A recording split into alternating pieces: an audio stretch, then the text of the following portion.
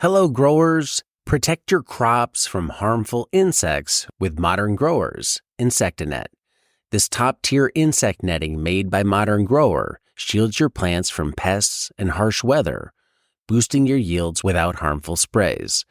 Insectanet's unique design allows 90% of the light to pass through and is easy to use with low tunnel systems like our Quick Hoops. It's soft, elastic, and durable, perfect for field use to help ensure that your crops thrive. Say goodbye to pest damage and hello to healthier, market-ready produce. Invest in Insectanet and see the difference it makes. Get Insectanet at shop.moderngrower.co or using the link below. You mentioned the radishes have different days to maturity. How some growers would not like that. They want to do all their seeding on one day, all their harvesting on another day. So that's why some growers won't grow stuff like cilantro and basil, because that might be on a 21-day cycle or something like that. And that totally messes up the rotation. How different are those DTMs on your radishes that you're willing to tolerate it? So I'll just run through the four varieties first, and the names might not mean much, but the fastest is has the smallest seed. It's called Alfie. It's got a pink stem and a light green leaf. In summer, that's 6 days, and in winter, it's 10. Then, and that's a bit more delicate, like through processing. We love it because it's fast. So if you're like tight for some reason, you can get back some volumes a couple of days quicker. So we've got Alfie, that's the fastest, pink stem, green leaf.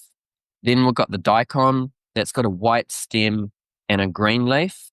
That's really strong. Like you could just about sleep on a tray. It's super strong, even, consistent, strong through processing.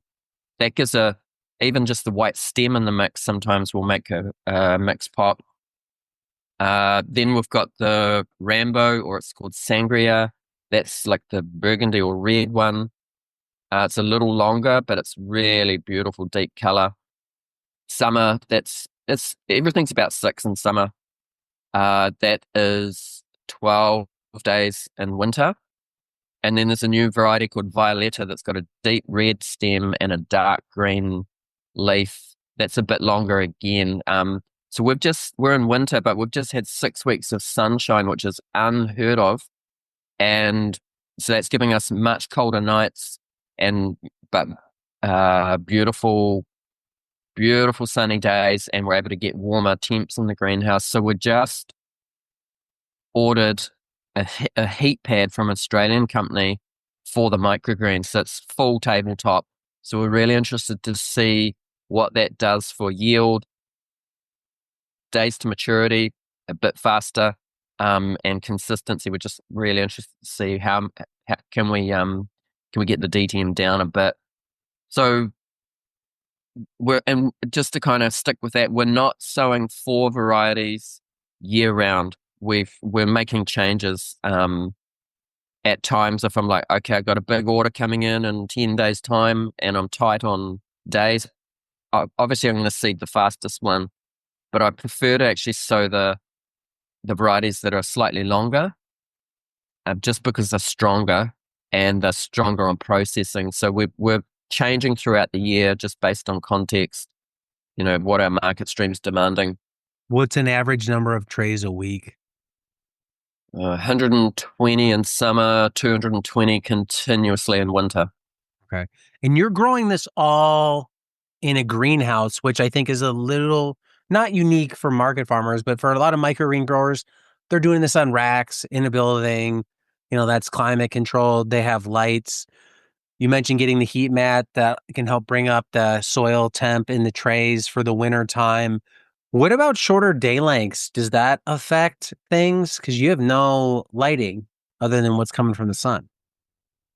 Yeah, the short, absolutely, that's a consideration. I think the biggest challenge in our climate is when the days are short and we don't get to see any sun, especially when it's like the whole microgreens are in winter are between 10 and 12 days. If it just rains and it's overcast and 100% humidity continuously, you can see you've got to change your management. You can't overwater. You've got to bring the microgreens to the top shelf to get some kind of photosynthesis. At times, I think, do I put lights in? But we just change our management with it. It's really the lack of sunshine that is the thing we have to manage for. What are you growing them on? Are they all on one layer on like traditional nursery benches, or it sounds like you said now a top layer, so there's multiple layers? So we made a skinny trailer to germinate them on. We're seeding in paper pot trays, and we're stacking them really high.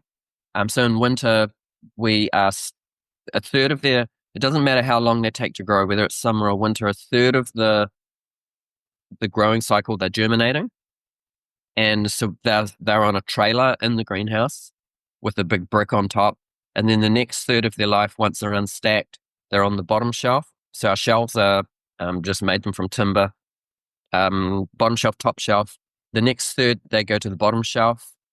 And then the last third of their life, depending on space, especially in winter, they come to the top to see the sun, to photosynthesize and put on leaf size.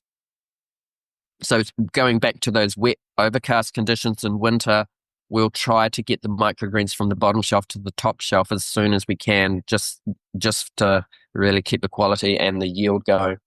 So that's probably why that DTM pushes out to that 12-day range, is just lack of sunlight a lot of days. Yeah, and I think this is an interesting one. With our longest sustained fine spell in winter that I've probably ever seen, with the nights are a lot cooler. That's affected the DTM. We just had a couple of frosts, light ones, but beautiful, warm, sunny days. It's like 23 degrees in the greenhouse during the day, but it's down to 4 degrees overnight Celsius. So we've got all the sunshine we need. That's really slowed down the DTM. So we're just like, right, let's experiment with a heat pad. So a couple of weeks' time from now, we'll be able to do the last stage, at least half of their life on a heat pad. I'm pretty excited to see how that affects things, speeds things up. Hello, growers. Looking to turn your homestead into a profitable business? Or are you a farmer looking to boost your sales? Check out my book, Sell Everything You Grow. This book is the ultimate guide to choosing the right farm business model that fits your farm, time, and location. Discover which model has the highest profit margins and why diversification is so important. Whether you're selling apples, vegetables, or microgreens, Sell Everything You Grow will help you find your first market or expand into new ones. Get Sell Everything You Grow on Amazon and start selling more today.